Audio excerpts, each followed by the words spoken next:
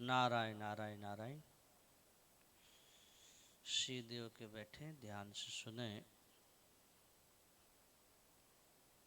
अभी परम श्रद्धे स्वामी जी की वाणी सुनी और स्वामी जी महाराज बड़े ही भाव की बात बताए कि भगवान को अपना मान लो। भगवान को अपना मानने से सारे साधन सफल हो जाएंगे, जीवन ही सफल हो जाएगा। आप कहेंगे महाराज भगवान तो हमारे हैं ही, हम तो मानते ही भगवान के, हम भगवान हमारे हैं। खाली हम कहते हैं लेकिन अभी माना नहीं है। कैसे मान लो? जैसे स्वामी जी ने कई प्रकार से समझाया और दृष्टांत दिए कि जैसे कन्या होती है,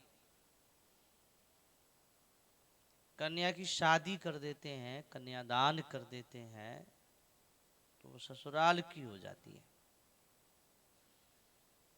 और वो मान भी लेती है कि अब मैं यहाँ की नहीं हूँ और मैं अब ससुराल की हूँ। ससुराल से जब पियर आती है, अपने माँ बाप के घर में रहती है, काम धंधा भी घर में माँ बाप के करती है, झाड़ू पोछा भी करती है, रोटी पानी भी बनाती है। सारा कुछ करने के बाद भी उसको याद ये रहती है कि अब मैं यहाँ की नहीं हूँ, मैं तो वहाँ की हूँ। वहाँ मेरे पति हैं, सास है, ससुर है, वो घर मेरा है, ये घर मेरा नहीं है। तो ये बात कैसे उसके हुई कि उसने मान लिया, अग्नि की साक्षी में फेरे ले लिए और स्वीकृति हो गई कि अब ये मेरा पति है, ये मेरी ससुराल है, अब मैं वहाँ की हूँ। और कन्या रहती है और यदि पति का शरीर छूट जाए तो शरीर का छूटने के बाद भी विधवा भली कहलाती है, लेकिन दूसरे कोई उसको और पति नहीं करती है। मेरे तो वही बस पति हैं। आजकल के हिसाब से नहीं, पहले के हिसाब से। पहले ऐसी पतिव्रता नारी होती थी कि एक बार पति को स्वीकार कर लिया तो सदा के लिए स्वीकार कर लिया।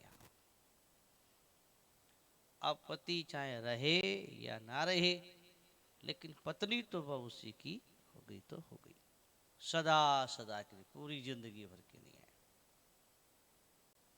चाहे वो पति चाहे कैसा ही हो, तो स्वीकार कर लिया। बस एक बार संबंध जुड़ गया, फिर वो दूसरा मन में नहीं आता। तो एक स्वीकार करने से हमारा जीवन बदल जाता है। कन्या जो स्वीकार कर लेती है कि मैं ससुराल की हूँ, मैं उनकी हूँ, मेरे पति हैं वो, तो उसका जिंदगी बदल जाती है। और इतनी बदल जाती है कि जब ससुराल में रहती है तो माँ बन जाती है, और बेटे का बेटा हो गया तो दादी बन जाती है, और पोते को बेटा हो गया तो परदादी बन जाती है। एकदम डोकरी बूढ़ी परदादी। और परपोते की हो जाए शादी और घर में आ जाए परपोती वो बीननी, तो परदादी घर आंगन में आओ माचे पर बैठी रहती है, सारे बच्चों को, घर वालों को, परिवार को यूं घूर घूर के देखती रहती है, कौन क्या कर रहा है, कौन क्या कर रहा है। और यदि वो कोई बच्ची आई नई शादी होके और वो बच्ची थोड़ा काम काम कोई करते काम खराब हो जाए,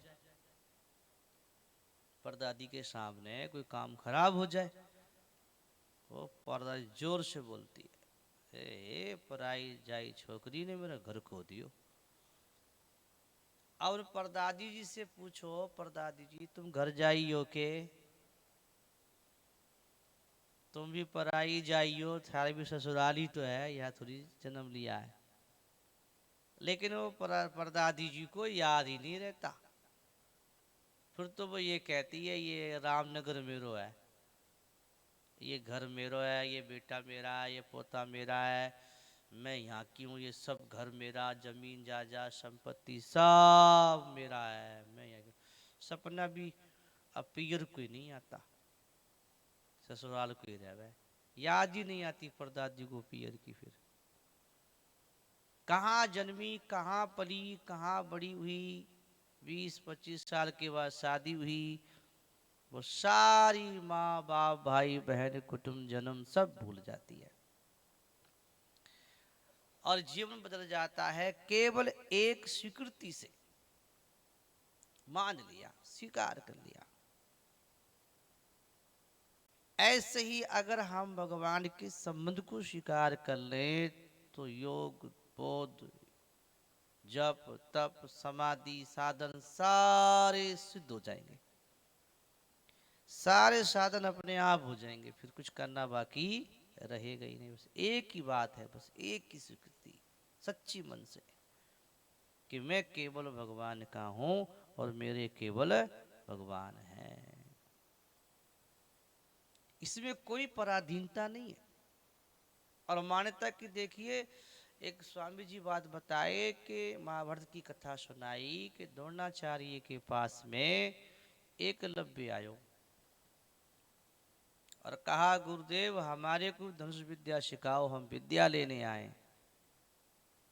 द्रोणाचार्य ने कहा कि हम दो ही जाति के लोगों को धनुष विद्या सिखाते हैं, ब्राह्मण और क्षत्रिय, और को हम नहीं सिखाते, और को शिष्य हम बनाते नहीं हैं। एकलव्य ने कहा आप नहीं बना तो वो आपकी मर्जी, लेकिन हम तो मान लिए आपको गुरु, हम तुम्हारे गवाही चाहिए ही नहीं, हमें तो मान लिया। मान लिया तो फिर मान लिया, अब आप हमारे गुरु हैं तो हैं। फिर उस एकलव्य ने अपने द्रोणाचार्य गुरु की मूर्ति बनाई मिट्टी की और उनकी पूजा करी मूर्ति की, गुरु मान के, और अभ्यास किया धनुष विद्या का। ऐसा बढ़िया धनुष विद्या का अभ्यास किया कि अर्जुन से भी श्रेष्ठ धनुधर बन गया एकलव्य। जंगल में पांडव घूमने गए तो कुत्ता भौंक रहा था। कुत्ता गया वहां पे, एकलव्य ने देखा वो जोर जोर से भौंकने लग गया, तो एकलव्य ने ऐसे बाण चलाए कि उसके कुत्ते के मुंह को बाणों से भर दिया और इतनी तेजी से लगाया कि वो ना तो अंदर गए ना बाहर, वो मुंह में ही रहे, ना किसी शरीर के अंग में और कहीं घाव किया, मुंह पूरा भर गया। वो नीचे भी नहीं गिरे बाण, बाकी वही मुंह में फंसे रहे। तो ये अर्जुन ने देखा कि भाई ये किसने किया। एकलव्य ने कहा मैंने किया है। कि तुम्हारे गुरु कौन है? कि द्रोणाचार्य। द्रोणाचार्य ने तो वरदान दिया अर्जुन को कि तुम्हारे समान दुनिया में कोई धनुर्धर विद्याधारी धनुर्धर कोई होगा ही नहीं, कि तो मुझसे बड़ा निकला। गुरु जी से कहा आपने इनको विद्या बड़ी दे दी और आपने मुझे वरदान दिया कि मैं तो इनको दिए ही नहीं, ये तो मान लिया, जिसे तो ये गुरु मान लिया। तो देखिए गुरु खाली मान लिया तो मानने में बड़ी शक्ति है, और मान नहीं होता है, बनाना नहीं होता है। आजकल जो घूमते हैं ना गांव गांव में लोग के गुरु बनाओ चेला बनो, गुरु बनाओ चेला बनो, ये सब एक दुकानदारी सी काम है। बोलो हाँ नारायण। गुरु बनाया नहीं जाता, गुरु मान लिया जाता है। जिसकी वचन से, स्वभाव से, क्रिया से, आचरण से हमारे को ज्ञान हुआ, हम भगवान की ओर लगे, हमारी चेतना में कुछ ज्ञान जगा, मानो ना मानो वो हमारा गुरु हो गया। हो गया गुरु। गुरु मानना होता है।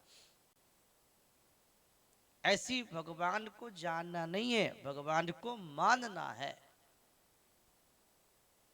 केवल मानना है, और मानते ही हमारे जीवन में परिवर्तन आ जाएगा।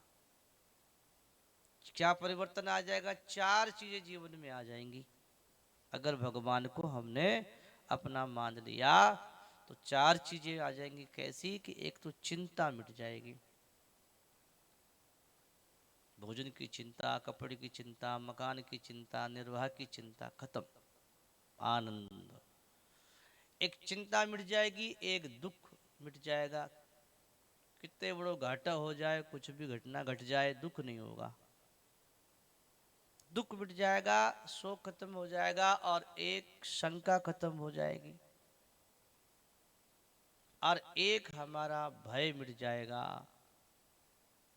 चिंता, भय, शोक और शंका 4 चीजें अगर मिट गई तो हमने मान लिया है भगवान को। और यदि चारों चीजें हमारे जीवन में पड़ी हैं तो हमने सुना है, कहा है, अभी माना नहीं है। तो इसलिए भगवान को मान लो। मीरा ने मान लिया तो जीवन का कल्याण हो गया। मीरा भगवान की भक्त हो गई। संसार को मानते हैं, संसार को कितना भी अपना मान लो, संसार अपना हो नहीं सकता। कहने को कितनी कह लो, मेरा घर, मेरा बेटा, मेरा पोता, मेरे रिश्तेदार, मेरे मित्र, ये सब स्वार्थ के हैं। सुर नर मुन सबकी ये रीति, और स्वार्थ लाग करे सब प्रीति। स्वार्थ के मीत हैं, बोलो है कि नहीं? सच्ची बोलो। सब स्वार्थ के मीत हैं, कोई अपना नहीं है। ना साथ आए हैं, ना साथ जाएंगे। जीवन में भी साथ कोई कहीं, सब जगह साथ नहीं देंगे। संसार के साथी सब स्वार्थ के हैं, पक्के विरोधी परमार्थ के हैं। देगा ना कोई दुख में सहारा, मत सुन तो किसी की बात प्यारा। सब स्वार्थ के लोग हैं। सेवा कर लो, माँ बाप, भाई बहन, कुटुंब, परिवार, सबकी सेवा कर लो। बाकी अपना कोई नहीं है। ये सब यही मिले हैं और यही रह जाएंगे। अकेले आए और अकेले ही जाएंगे। तो फिर अपना कौन है जो अपने साथ रहे? 24 घंटे साथ रहने वाला एक परमात्मा ही है। चाहे नरक में जाओ, चाहे स्वर्ग में जाओ, चाहे वैकुंठ में जाओ, चाहे दुख में जाओ, सुख में जाओ, भगवान हमारे सदा साथ रहते हैं। कोई हमारे अपने हैं, उन्हीं को अपना मान लीजिए तो जीवन का कल्याण है। तो भगवान को अपना मानना ही सबसे बड़ा भजन है। मेरे तो गिरधर गोपाल और दूसरो ना कोई। केवल अपने हृदय में स्वीकार करना है, मानना है कि मैं भगवान का हूँ और भगवान मेरे हैं। ये बात स्वामी जी बताए हैं। नारायण नारायण नारायण। अब